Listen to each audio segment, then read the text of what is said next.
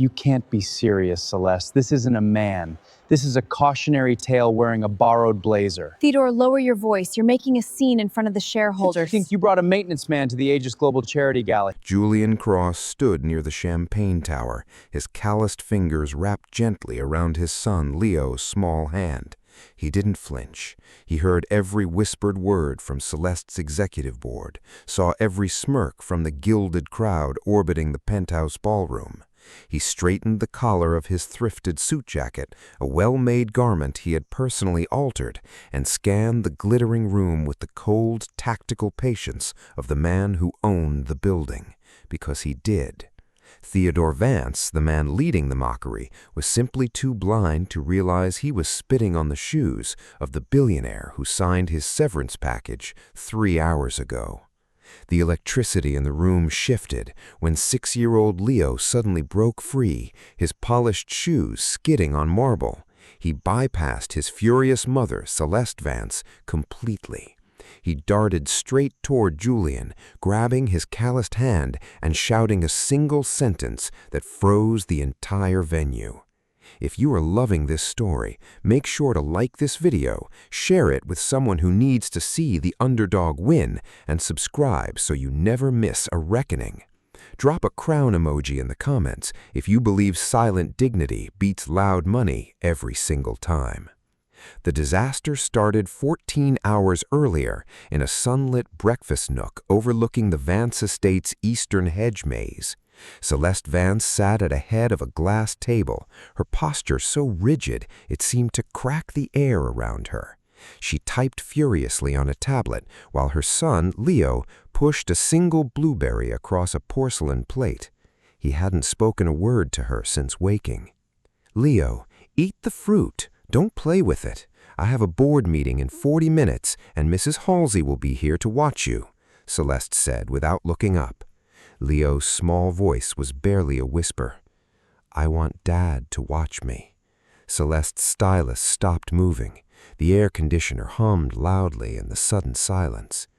"Your father is no longer a part of this household's operational structure," she said, using the same clinical tone she'd used to fire 300 people during the merger with Kessler Tech. "He made choices that don't align with our trajectory." Leo didn't understand the words, but he understood the meaning. He pushed the blueberry off the plate and watched it roll onto the white rug. Celeste's jaw tightened. She didn't retrieve the berry. She simply made a note on her tablet to have the rug replaced by noon. This was the woman who had built a billion-dollar empire from a failing logistics company. She was ruthless, precise, and terrifyingly efficient, and she had decided, with the same certainty she used to kill competitors, that the only man worthy of her future was one her son approved of first. She'd made a public oath at the Women in Power Summit 6 months ago.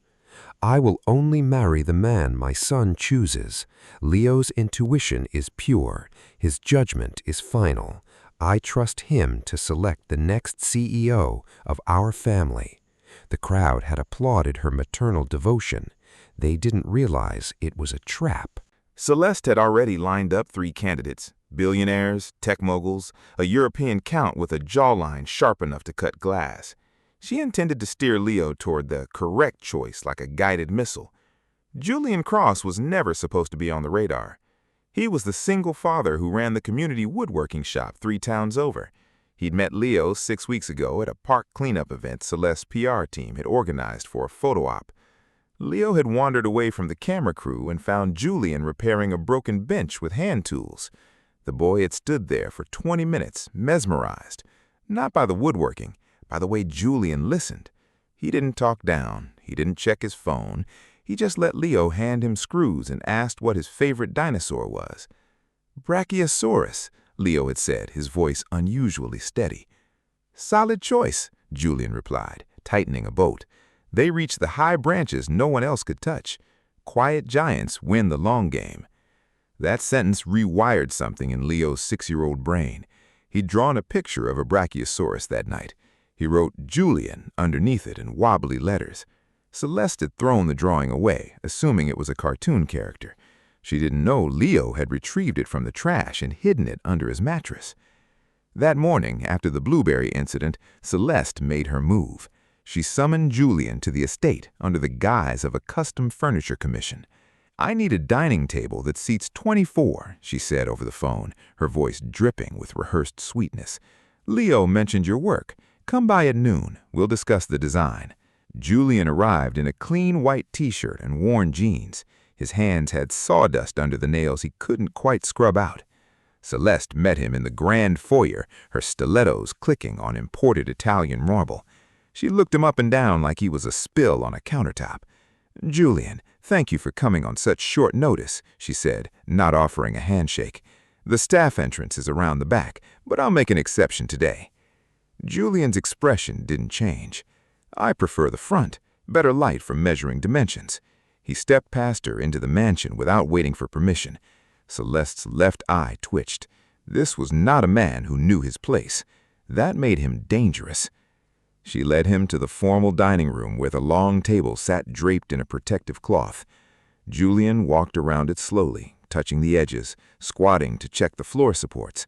He pulled a small notebook from his back pocket and began sketching. No laser measurer, no fancy equipment, just a pencil, an eye for proportion, and decades of muscle memory. "Walnut," he said finally. "Single slab if you can source it, book-matched grain, no epoxy. That trend is dying." Celeste blinked. She had expected him to stammer or try to upsell her on something cheap. "I was thinking imported Italian marble for the top," she countered, testing him. Julian stood up, slipping the notebook back into his pocket. "Then you don't want a woodworker, you want a stonemason. I only build things that last without needing to scream about it." He started walking toward the door. "Wait," Celeste said sharply. Julian stopped. He didn't turn around. "I'll take your suggestion under advisement," Celeste said, her voice tight. "Leo is in the East Playroom. He wanted to say hello." That was the first trap. She wanted Julian to see the sprawling playroom, the floor-to-ceiling Lego wall, the custom indoor jungle gym, the nanny who spoke 3 languages. She wanted him to feel small. Leo was sitting on a beanbag when Julian walked in. The boy looked up and something clicked. His face broke into the first genuine smile he'd shown in weeks. "Julian, you came! I saved you a spot!" Leo patted the beanbag next to him like it was a throne. Julian sat down, his long legs folding awkwardly on the child-sized furniture. He didn't complain, he didn't adjust. He just asked, "What are we building today?" Leo held up a half-finished Lego dinosaur. The tail was wrong, the proportions were off. A nanny had tried to correct it earlier using an instruction manual. Leo had screamed until she stopped. "The tail's too short for a brachiosaurus," Julian observed, picking up a loose piece. "You need counterweight for the neck. Physics, little man." Leo nodded solemnly. They worked in silence for 10 minutes. Celeste watched through a security camera feed in her office. She saw her son, her silent, withdrawn, angry son, laugh at something Julian whispered. Something cold settled in her chest. Not jealousy, fear. This man had just become a real threat to her carefully constructed plan. She called Theodore Vance, her chief operating officer and the evening's designated suitable bachelor. "Theo, I have a problem," she said. "The woodworker?" Theodore chuckled, his voice tinny through the speaker. "Celeste, please, I'll handle him at the gala. Just get him there. I'll make sure he understands the economic gap between a hobbyist and a real empire builder. Don't embarrass me publicly. It's bad for the stock price." "I would never embarrass you. I'm going to embarrass him. There's a difference." Celeste ended the call and walked back to the playroom. Julian was just leaving, his hand raised in a casual wave to Leo. "The table design will be in your email by Monday." "Actually," Celeste said, blocking the hallway, "I'd like to invite you to the Aegis Global Charity Gala tonight as my guest. Leo will be there, and he's been so anxious with new people. You seem to have a calming effect." The pause before calming was deliberate. It was meant to reduce him to a function, a tool. Julian studied Celeste's face for a long moment. Celeste Vance was not used to being studied. She was used to being obeyed. "What time?" Julian asked. 8 o'clock. The Sterling Penthouse downtown, black tie. I'll be there. Do you own a tuxedo? I'll figure it out. He walked past her, and the scent of cedar and sawdust lingered in the hallway long after the front door closed. Celeste allowed herself a thin smile. The trap was set. She texted Theodore, "He's coming, make it clean." Theo replied instantly, "I'm going to fillet him like a cheap fish." Upstairs, Leo pressed his ear to the floor vent. He'd heard everything. He didn't know what fillet meant, but he knew it wasn't good. He pulled Julian's drawing out from under the mattress and folded it carefully into his pocket. The Sterling Penthouse at 7:47 p.m. looked like a cathedral built for money. Chandeliers dripped from the ceiling like frozen waterfalls of crystal. Every surface reflected gold light and expensive perfume. Valet attendants parked Bugattis and Bentleys in an endless stream. The guest list included senators, tech founders, and a woman who had literally bought a small country.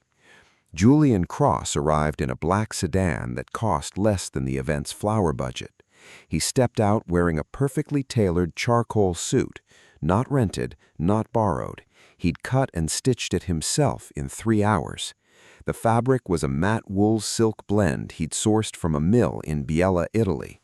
He'd bartered for it 2 years ago, trading a hand-carved rocking chair worth $15,000. The suit fit him like armor. He walked toward the entrance, his posture relaxed, his eyes scanning the crowd with the slow, deliberate gaze of someone who had nothing to prove. The security guard at the door glanced at his invitation, hand-delivered by Celeste's assistant, and nodded. "Enjoy your evening, sir." Julian stepped into the ballroom. The noise hit first, laughter too loud, glasses clinking too aggressively, conversations designed to be overheard.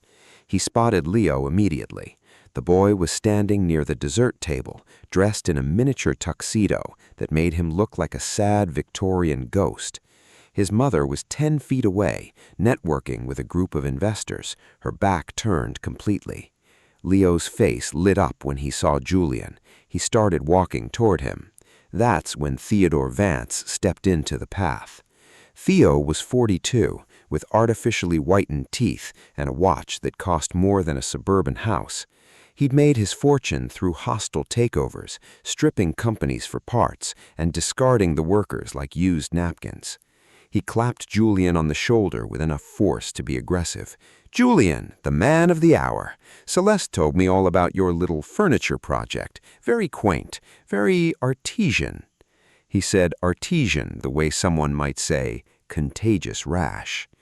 Julian looked at Theo's hand on his shoulder. Then he looked at Theo's face. "I don't think we've met." "Theodore Vance, COO of Aegis Global. I handle the real work while Celeste does the victory laps." Theo gestured broadly with a champagne flute. "I heard you measure wood for a living. Must be fascinating. Do you have like a special tape measure for that, or do you just eyeball it?" 2 executives nearby snickered. A woman in a red dress covered her smile with her glove. Julian didn't react. "I use my hands," he said quietly. "Tape measures lie. Wood tells the truth." Theo laughed too loudly. "Oh, that's profound. That's really profound. You should put that on a coffee mug. Actually, wait, you could make the coffee mug. Wooden mugs. Do those sell? Is that a thing?" The group around them had grown. 6, maybe 7 people now, circling like sharks smelling blood. Julian noticed Leo had stopped walking. The boy stood frozen near a pillar, watching. His small fists were clenched. "You know what I respect about guys like you, Julian?" Theo continued, his voice carrying through the acoustics. "You're comfortable in your lane. You're not trying to be something you're not. You're not walking around pretending you belong in rooms like this."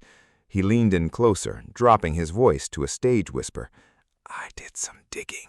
Single dad, right? Raising a kid on a craftsman's income?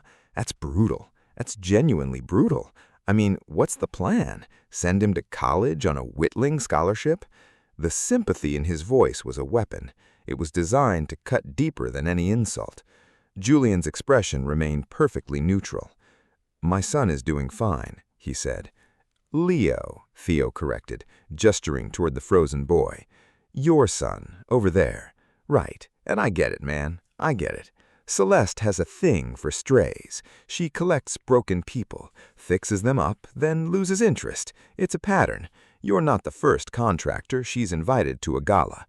That was a lie, but the crowd didn't know that. A man in navy suit murmured, "Classic Celeste," under his breath. The woman in red nodded sympathetically. Julian's jaw tightened once, then it relaxed. "Celeste didn't mention you'd be speaking tonight," Julian said. "Is this the entertainment?"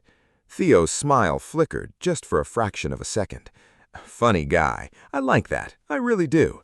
He raised his champagne glass. "A toast to Julian, the blue-collar Romeo. May your furniture be sturdy and your ambitions realistic." He drank. The crowd hesitated, then followed his lead. Julian didn't raise a glass. He didn't have one. He just stood there, surrounded by people silently toasting his inadequacy, and he thought about the document sitting in his inside jacket pocket. The acquisition papers for Aegis Global's largest subsidiary, signed, sealed, effective at midnight tonight. He'd bought Vance Logistics 4 years ago when Celeste's late husband drove it into bankruptcy. He'd rebuilt it silently under a holding company called Greenwood Acquisitions. No one knew his face. No one knew his name. They only knew the numbers, and the numbers terrified them. Theo was still talking. "And honestly, Julian, I'm not trying to be cruel here. I'm trying to help. You seem like a decent guy. Decent guys don't survive in Celeste's world. She'll chew you up, use you for a photo op with the kid, and spit you out. Go back to your workshop. Find someone in your tax bracket. Leave the high-stakes stuff to the professionals." Julian looked at Theo for a long moment. "What's your net worth, Theodore?" The question landed like a grenade. Theo blinked. "I'm sorry?" "Your net worth. Rough estimate. I'm curious." The crowd shifted uncomfortably. This was not done. You didn't ask men like Theo about money directly. Theo recovered with a smug grin. "I don't know exactly. Last time I checked, somewhere around 85 million, give or take." Julian nodded slowly. "That's a lot of tape measures." The woman in red snorted. Someone else coughed to hide a laugh. Theo's face hardened. "You think this is a joke?" "I think you've mistaken loudness for competence. I think you've mistaken Celeste's tolerance for loyalty. And I think you're about to have a very difficult conversation with your board of directors." Theo's phone buzzed. He ignored it. "What's that supposed to mean?" Julian didn't answer. He turned away from Theo and walked toward Leo. The boy was still frozen against the pillar, his eyes wide and wet but refusing to cry. Julian crouched to his level. "Hey, little man, that was a lot of noise, huh?" Leo nodded. "I don't like that man." "You don't have to, but you also don't have to fight him. People who talk that much are usually trying to convince themselves, not you. Remember the Brachiosaurus? Quiet giants win the long game." "Exactly." Theo's phone buzzed again. This time he looked at it. His face went pale. The message was from his personal lawyer. "Urgent. Greenwood Acquisitions triggered the buyout clause. Board meeting in 20 minutes. They own controlling interest. We're out." Theo's hand shook as he lowered the phone. He stared at Julian's back, at the charcoal suit that suddenly didn't look thrifted, at the posture that suddenly didn't look humble, at the quiet authority of a man who had never, not once, been threatened by anyone in this room. "Who are you?" Theo whispered, too quiet for anyone to hear.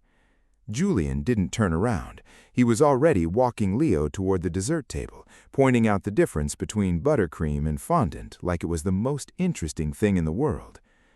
Celeste appeared at Theo's elbow, her face tight with forced composure. "What's happening? You look like you've seen a ghost." "I think you invited one to the gala," Theo said hoarsely. "Celeste, I think your woodworker just bought my company." "That's impossible. Then why am I getting fired tonight?" Celeste's mind operated like a supercomputer running threat analysis. She processed Theo's words in 2.3 seconds. Then she rejected them. The math didn't work. A woodworker from a small-town shop could not orchestrate a hostile takeover of a division worth $400 million. That required capital, connections, and years of strategic positioning.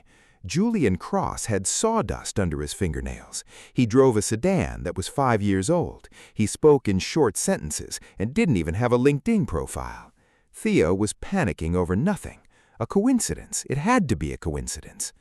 She pulled Theo into a service hallway near the kitchen, away from the guests. "You're embarrassing yourself," she hissed. "Greenwood Acquisitions has been a silent predator in this industry for half a decade. They don't do small moves, they don't do impulse buys, and they certainly don't attend charity galas in suits they sewed themselves." Theo's face was ashen.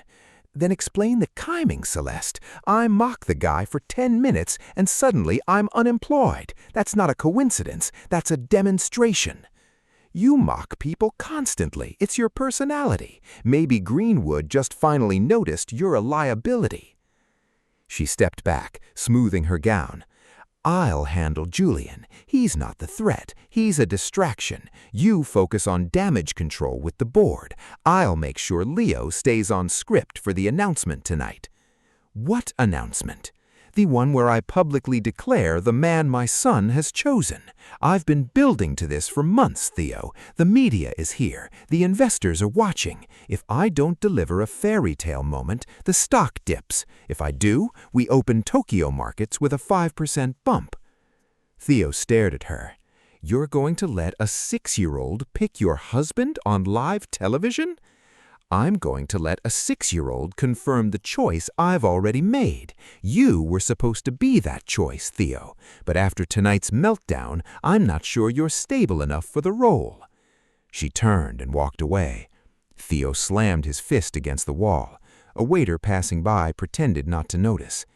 In the ballroom, Julian sat at an empty table with Leo. The boy had commandeered a plate of miniature eclairs and was arranging them by size. Julian watched the crowd with the same patient stillness he used when waiting for varnish to dry. "Julian?" Leo said, not looking up from his eclairs. "Yeah, buddy. My mom wants me to pick a new dad tonight." Julian's expression didn't change. "I know. She wants me to pick Mr. Theodore. She's been talking about it for weeks. She said he'd give me a proper male role model and teach me about stocks." "What do you want?" Leo was quiet for a long time. Then he pushed the largest eclair toward Julian. "I want someone who doesn't call me buddy like it's a job." Julian picked up the eclair. "Fair enough. And I want someone who knows dinosaurs don't roar all the time. Some of them probably just hummed, like you." Julian took a bite of the eclair. It was slightly stale. "What kind of humming are we talking about? Like a low rumble? Or more of a vibration?" Leo considered this seriously. "A rumble, definitely a rumble. I can work with that." Across the ballroom, Celeste was rallying her public relations team. 3 people in black suits clustered around her, nodding rapidly. "We moved the announcement to 9 o'clock sharp. Camera crew is already set up by the stage. When I call Leo up, he walks to me. Then he points to the man he's chosen. The spotlight follows his hand. Cue the music, applause, champagne, done." "And if he doesn't point to Mr. Vance," one assistant asked nervously. "He will. I've rehearsed this with him 18 times. He knows the signal." The signal. A specific way she touched her pearl earring. When Leo saw it, he was supposed to walk toward Theodore Vance. It had worked perfectly in every practice session. The child psychologist she'd hired called it guided autonomy. Leo called it the ear thing. He'd noticed it 6 months ago and filed it away in his 6-year-old brain as one more piece of evidence that his mother didn't trust him. The clock hit 8:55 p.m. The lights dimmed. A spotlight hit the stage, where a podium stood draped in the Aegis Global logo. Celeste ascended the 3 steps with practiced grace. The applause was immediate and enthusiastic. "Good evening, everyone. Thank you for being here to support the Aegis Foundation's work in childhood education. As many of you know, I've spent the last year trying to be a better mother, a more present mother, a mother who listens." She paused for effect. The crowd murmured approval. 6 months ago, I made a promise. I said I would only marry the man my son chose, because Leo's heart is pure. His instincts are untainted by boardroom politics and stock tickers. He sees people for who they truly are." Julian leaned toward Leo. "That's your cue, little man." Leo stood up. His face was pale, his hands were trembling, but his eyes were fierce. He walked through the crowd toward the stage. The spotlight operator swung the beam to follow him. Camera flashes erupted. Celeste smiled down at her son, her hand rising to touch her pearl earring. The signal. Leo saw it. He didn't stop walking. He didn't turn toward Theo, who was standing near the stage with a frozen, panicked expression. Instead, Leo walked right past the stage, past his mother, past the cameras. He walked directly to the back of the ballroom, where Julian Cross stood with his hands in his pockets.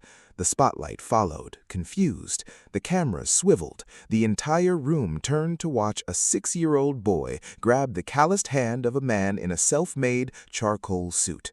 "Him," Leo said. His voice was small but steady. It carried through the dead silence like a tuning fork. "I choose him." Celeste's hand was still frozen on her pearl earring. Her smile was still frozen on her face, but her eyes had gone dead. This was not the plan. This was not the script. This was her son, her carefully trained son, publicly choosing a woodworker over a billionaire COO in front of 400 of the most powerful people in the country. The cameras kept rolling. The silence stretched into agony. Then Julian spoke. "I think that's my invitation to the front then." He lifted Leo into his arms, settling the boy easily against his hip. He walked toward the stage, not arrogantly, not triumphantly, just steadily, like he'd been walking to this moment his entire life. "The spotlight's a bit bright. Do you mind if I say a few words, Celeste, since I seem to be part of the announcement now?" Celeste's mouth opened. Nothing came out. Julian stepped up to the podium. He didn't adjust the microphone. He didn't clear his throat. He just stood there, holding her son, and addressed the room. "Most of you don't know me," Julian began. His voice was calm, not rehearsed, not polished, just steady. "My name is Julian Cross. I run a woodworking shop in Oakwood Township. I've raised my son, Leo's best friend from the park cleanup, by myself for 5 years. I don't own a yacht. I don't have a private jet. I measure success by how straight a board is and whether the joint holds under pressure." Polite, confused laughter rippled through the room. They didn't know where this was going. "But I do own something else." He reached into his inside jacket pocket, pulled out a folded document, unfolded it slowly, deliberately, so the cameras could zoom in. "I own 72% of Aegis Global's subsidiary, Vance Logistics, through my holding company, Greenwood Acquisitions. The buyout was finalized 3 hours ago. Effective midnight, I control the supply chain that delivers every single product this company sells." The silence that followed was absolute. No breathing, no glasses clinking, no camera shutters. Just the distant hum of the air conditioning and the soft sound of Leo patting Julian's shoulder. Theo made a strangled noise near the stage. "I told you," he rasped. "I told you." Celeste Vance had gone pale, not white, translucent. She looked like a statue carved from ice about to shatter. "You," she breathed, "you're Greenwood?" "I'm Greenwood," Julian confirmed. "I've been Greenwood for 6 years. I bought Vance Logistics when your late husband ran it into bankruptcy. I rebuilt it with silent partnerships, ethical labor practices, and 0 press releases. I don't need my name on buildings. I need the work to be good." He shifted Leo on his hip. "I came here tonight because your son invited me. I've never met a child who needed so little and was given so much, yet somehow ended up with nothing that mattered." Leo buried his face in Julian's shoulder.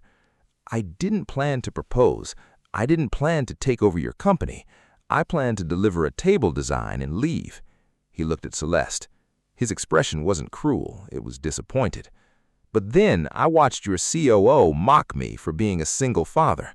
I watched you use your son as a prop for a media stunt. I watched 400 people applaud while a 6-year-old was trained like a show pony." He folded the document and put it back in his pocket.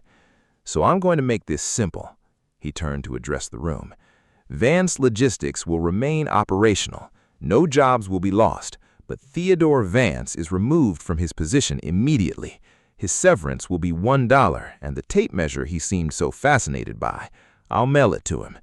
Theo made another sound, something between a sob and a gasp. Celeste Vance retains her title as CEO of Aegis Global. Her competence isn't in question. Her parenting is. I'm not here to destroy her.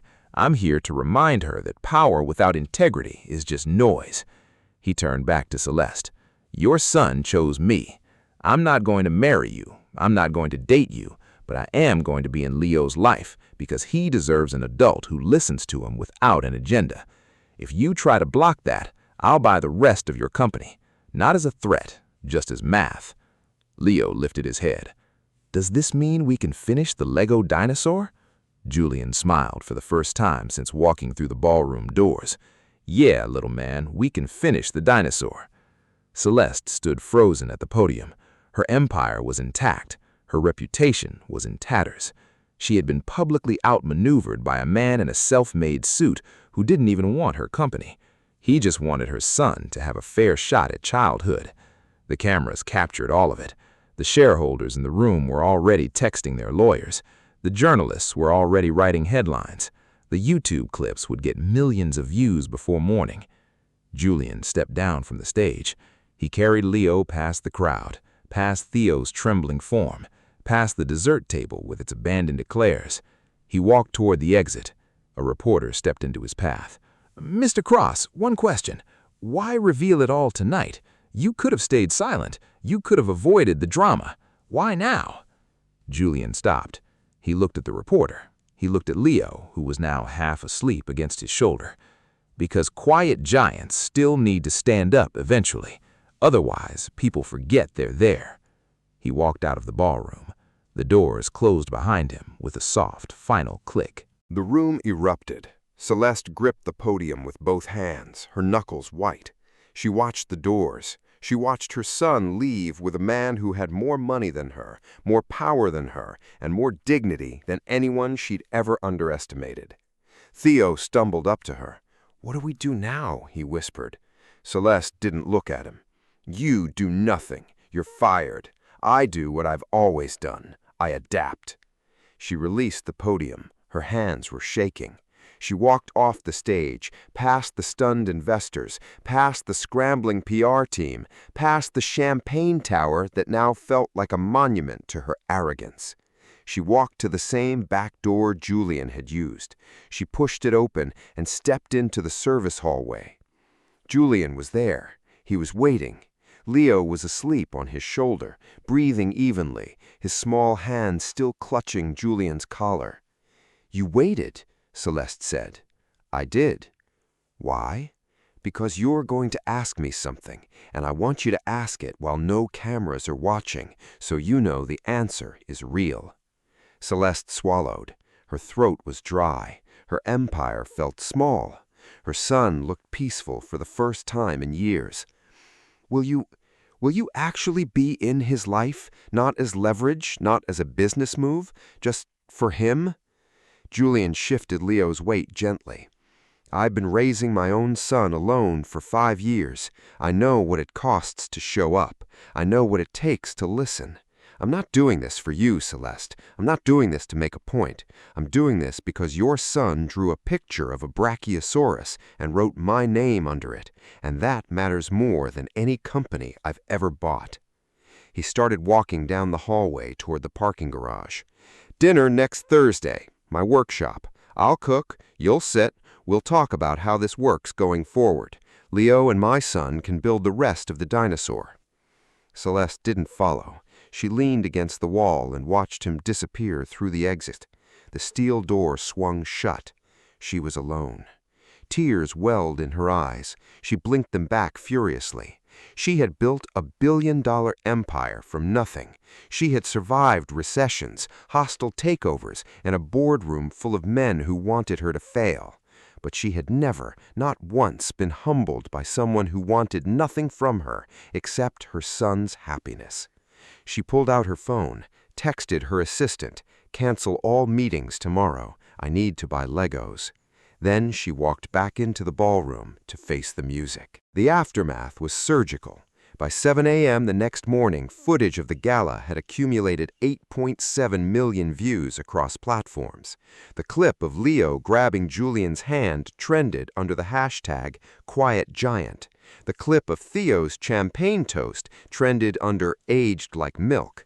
Financial journalists worked through the night dissecting Greenwood Acquisitions' portfolio, which turned out to include 17 companies across manufacturing, logistics, and sustainable forestry.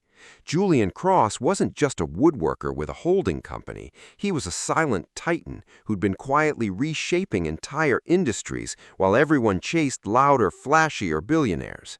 His net worth was estimated at $2.3 billion. Every single dollar had been earned without a single press release, Instagram post, or public appearance. He was the ghost the business world had been ignoring for 6 years, and now he was the only thing anyone could talk about. Theo Vance attempted to file a wrongful termination lawsuit at 8:15 a.m. His lawyer quit by 8:45 a.m. after reviewing the severance clause Julian had embedded in the acquisition contract. It was ironclad. Theo would receive exactly $1 and a tape measure, shipped via standard ground delivery. The tape measure arrived 2 days later in a custom wooden box. The note inside read, "For measuring. Julian recommended starting with integrity, hard to eyeball." The box was walnut, single slab, book-matched grain, flawless joinery. Theo put it on his desk and stared at it for 3 hours. He didn't cry, but he came close.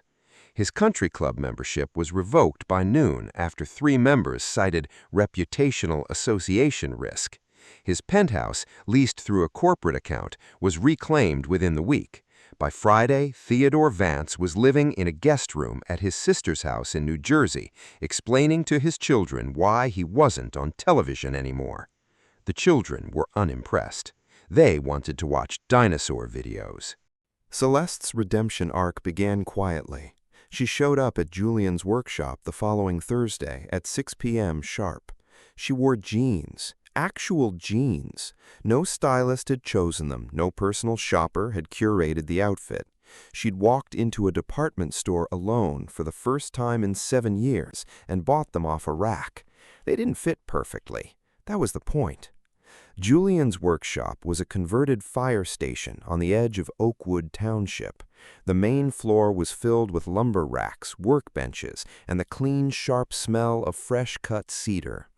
His son, Matteo, was 8 years old, with Julian's same quiet intensity and a head of curly dark hair. He and Leo were already building something on a low table near the window. "Mom!" Leo shouted when Celeste walked in. He ran toward her, then stopped abruptly, remembering their usual dynamic. Hugs were rare, affection was scheduled. Celeste knelt, not elegantly, awkwardly. Her knees cracked. "I'm sorry," she said, "for the ear thing, for the rehearsals, for all of it." Leo stared at her. Then he handed her a Lego piece. "You can help with the tail," he said, "but you have to listen to Julian about the counterweight. Physics is important." Celeste looked at the small plastic brick in her palm. She looked at her son's face. She looked at Julian, who was stirring something on the stove in the corner kitchen, not watching her, not performing, just cooking. "Okay," she said, "teach me about counterweights." Dinner was spaghetti. The sauce was slightly burned on the bottom. The garlic bread was store-bought. It was the best meal Celeste had ever eaten. She didn't check her phone once. She didn't calculate the optics. She just sat at a wooden table, surrounded by sawdust and half-finished projects, listening to 2 boys argue about whether pterodactyls could actually fly or just glided. Matteo said glided. Leo said flew. Julian said both were right, depending on the fossil record interpretation. Celeste had no opinion. She was too busy feeling something she hadn't felt since before her husband died. Peace. 3 months later, Celeste implemented a company-wide policy at Aegis Global. It was called the Quiet Giant Initiative. The policy mandated that every executive spend 4 hours per quarter in a direct service role, not for photo ops, not for PR, but with cameras completely banned. Some chose food banks, some chose youth mentorship. Celeste chose Julian's workshop. She learned to sand, she learned to measure twice and cut once. She learned that the smell of sawdust stayed in your clothes for days. She learned that her son laughed more at a cluttered workbench than he ever did in a curated playroom. She learned that Julian Cross was not going to marry her, he'd made that clear, but he would be her friend, and that was, strangely, worth more. At the annual shareholders meeting the following spring, a journalist asked Celeste about the gala incident. "Do you regret what happened that night?" Celeste stood at the podium. She touched her earring, not the pearl, a new one, a small wooden circle, hand-carved, given to her by Julian on the anniversary of the takeover. "Regret implies I would undo it," she said. "I wouldn't. I needed to lose control to understand that I never really had it. My son chose a man who owned the room before anyone knew his name. That's not a humiliation. That's a gift." The shareholders applauded. The stock price had never been higher. The Quiet Giant initiative had somehow, impossibly, improved quarterly earnings by 12%. Ethics, it turned out, were profitable. Julian watched the shareholders' meeting from his workshop. Matteo and Leo were playing chess at the workbench. Julian had taught them both. Leo was winning. The television showed Celeste's composed, dignified answer. Julian smiled and turned it off. He didn't need to see the rest. He walked over to the chess game. "Who's got the advantage?" "I do," Leo said proudly. "Matteo's knights are pinned." "Classic mistake," Julian said, ruffling Matteo's hair. "You're thinking too loud. Knights are quiet pieces. They don't need attention to win." Matteo studied the board. Then he moved a bishop. "Check," he said softly. Leo's eyes went wide. Julian laughed. The sound filled the old fire station like sunlight. Outside, the evening settled over Oakwood Township. Somewhere in New Jersey, Theodore Vance was learning to use a tape measure. Somewhere in a penthouse office, Celeste was looking at a photo of two boys building a dinosaur. And in a workshop where everything was measured twice and cut once, Julian Cross was exactly where he wanted to be. Not on a magazine cover, not on a stage. Just here, just now, just home. 1 year later, on the anniversary of the gala, Julian hosted a dinner at the workshop. The long walnut table he'd originally designed for Celeste's mansion now stood in the center of the fire station. It seated 24, just as requested. But the guests weren't billionaires or senators. They were neighbors, fellow woodworkers, teachers from Matteo and Leo's school. Celeste sat at the far end, wearing jeans that actually fit now, laughing at something one of the teachers said. Julian wasn't invited. No one mentioned his name. The table was covered with dishes everyone had brought. Nothing catered, nothing curated, just food made by hands that cared. Leo and Matteo sat on either side of Julian, who was carving something small from a piece of scrap walnut. "What are you making?" Leo asked. "A brachiosaurus. Small one, for your desk." "Does it have the right counterweight?" "We'll find out." He finished the carving and set it on the table. It stood perfectly balanced, long neck reaching upward, small tail anchored low, quiet and steady. "The Quiet Giant," Matteo said. "That's the idea," Julian replied. Celeste caught his eye from across the table. She raised her glass. Water, not champagne. Julian nodded. No toast was made. No speeches were given. The dinner continued, voices overlapping, laughter rising, the smell of cedar and garlic bread mixing in the warm evening air. Outside, the world kept spinning. Stock markets rose and fell, billionaires made headlines, scandals erupted and faded. But inside the old fire station, nothing mattered except the simple, radical act of showing up. Julian looked at his sons, because that's what they both were now, in every way that counted. He looked at the table he'd built with his own hands. He looked at the life he'd chosen, away from the noise, away from the spotlights. And he thought about the sentence he'd said to that reporter 1 year ago. Quiet giants still need to stand up eventually. He'd stood up, and he'd sat back down, and the world had rearranged itself around his stillness. The Brachiosaurus stood on the table, balanced, patient, unmoving, winning the long game. If you believe that quiet dignity and steady hands can build a better world than loud money ever could, then like this video right now. Share it with someone who needs to remember that their silence is not weakness, it's strategy. And subscribe to the channel so you don't miss the next story where the underdog rises without ever raising their voice. The giants who win aren't the ones who roar the loudest. They're the ones who reach the branches no one else can touch.